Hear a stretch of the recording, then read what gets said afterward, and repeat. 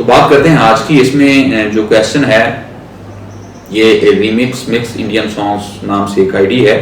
उन्होंने क्वेश्चन किया कि मेरे डैड भी 7 साल से एज़मा का मसला है उन्हें, जो कभी तो बहुत सीवियर हो जाता है और कभी नॉर्मल, कभी एक्सपेक्टोरेंट सिरप से आराम आ जाता है, कभी वेंटोलिन एक्सपेक्टोरेंट से और कभी किसी और सिरप से कुछ फायदा होता है, कभी नहीं होता, और कभी तो टैबलेट कार्टिकोस्टेरॉइड से 1 से 2 दिन तक सांस बिल्कुल सही हो जाता है, मगर फिर उसी तरह खराब हो जाता है, समझ नहीं आती। अब इसमें जो आप थोड़ा समझ गए होंगे, अब इसमें जो मुझे समझ आ रही है वो ये है कि उनको एज़मा का मसला है पुराना, 7 साल से बता रहे हैं, और उन्होंने किसी प्रॉपर पल्मोनोलॉजिस्ट को नहीं दिखाया। जो मुझे उनकी बातों से समझ आ रही है कि वो अपने तौर पे सिरप लेते होंगे या कोई डिस्पेंसर लेवल का जो उनको है बंदा या मेडिकल स्टोर वाले मुख्तलिफ किस्म के सिरप देते हैं। वो एक्सपेक्टोरेंट सिरप होता है जिससे बलगम निकलती है, वेंटोलिन का सिरप होता है, टैबलेट कॉर्टिकोस्टेरॉइड की मैं पिछली वीडियो में बता चुका हूँ। वो कहता है कि वो जब लेते हैं तो बिल्कुल ठीक हो जाते हैं, और कभी मतलब उसी चीज से मसला हो जाता है, उसी चीज से ठीक हो जाता है। तो वो कहते समझ नहीं आती। अब आपको भाई पहली बात तो आपको समझ नहीं आनी चाहिए क्योंकि आप डॉक्टर नहीं, क्योंकि एक ऐसी बात है जो एक स्पेशलाइज्ड लेवल की है, क्योंकि एक जीपी लेवल तक भी शायद, क्योंकि इसमें जो एज़मा की आगे ये पल्मोनोलॉजी की जो सब स्पेशलिटीज है उनमें ये चीजें आती होती हैं जो फाइन लेवल की हैं, जो आप क्वेश्चन करना चाह रहे हैं।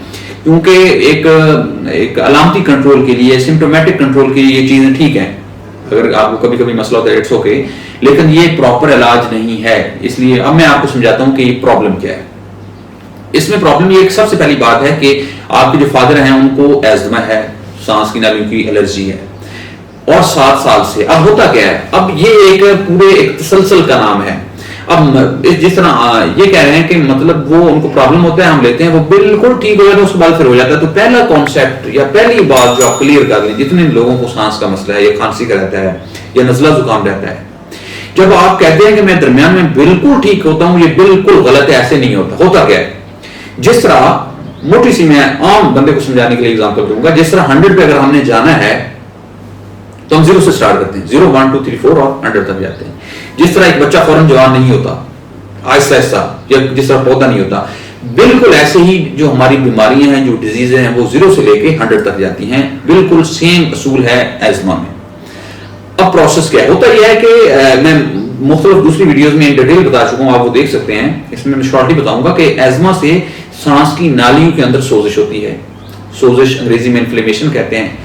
अब वो सोजिश सांस की नालियों की पाइप की तरह की, और वो सोजिश साइडों से शुरू होती है आहिस्ता आहिस्ता। मतलब फॉर एग्जाम्पल उसको 7 साल पहले एपिसोड हुआ, सोजिश ठीक हो गया, फिर हुई, तो वो जमा होकर आहिस्ता आहिस्ता आपकी नालियां तंग होना शुरू होती हैं सांस की। अब उसका जो प्रॉपर इलाज है वो मैं मुख्तलिफ वीडियो में बात कर चुका हूं, वो थ्रू इनहेलर्स होता है, और इनहेलर से पहले भी उसको हम डॉक्यूमेंट करते हैं टेस्ट के जरिए, स्पायरोमेट्री लंग फंक्शन टेस्ट कहते हैं, जो कि इसका प्रॉपर टेस्ट है पूरी दुनिया में, वो करवाना चाहिए। और उसके हिसाब से इसका एक प्रॉपर कोर्स होता है, प्रॉपर तरीकाकार है, वो आप पल्मोनोलॉजिस्ट के पास जाएंगे, वो आपको बताएगा, क्योंकि ये डॉक्यूमेंट करके बात करने वाली चीज है। उसको पहले कहना कुछ कबल वक्त होगा, हम सिर्फ इसमें बात करेंगे जो उन्होंने बात की।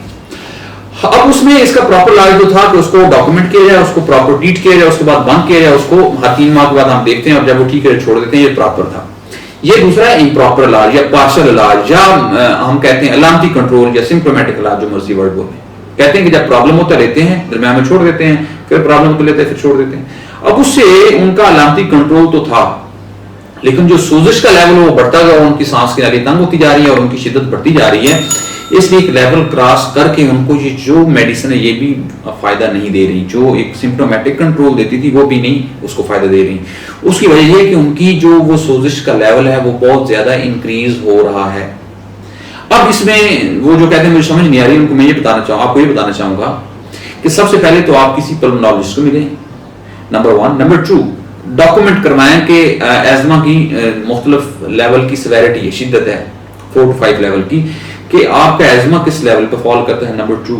नंबर 3, फिर इसका इलाज थ्रू इनहेलर्स जो प्रॉपर होता है, लेकिन वो भी 15-20 किस्म के होते हैं, वो भी आप अपनी मर्जी से नहीं लेंगे, वो आपको डॉक्टर जो रेकमेंड करे, और उसको फिर हर 3 माह के बाद एक्सपायरोमेट्री हम करते हैं, लंग फंक्शन टेस्ट होता है, उसको डॉक्यूमेंट करवाएं, उसमें उसकी डोजेस कम होंगी उस इनहेलर की, और उसके बाद उसको आप आखिर में बंद कर देंगे, तो ये आपका प्रॉपर इलाज होगा। इस तरीके से आप ठीक हो सकते हैं।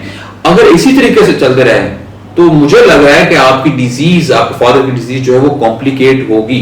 जब ये कॉम्प्लिकेट होती है तो उसके बाद मुस्तकिल सांस वाला जो सिलसिला शुरू हो जाता है। लेकिन जब मुस्तकिल सांस वाला शुरू हो जाता है तो वो डिजीज एक कन्वर्ट हो जाती है सीओपीडी में।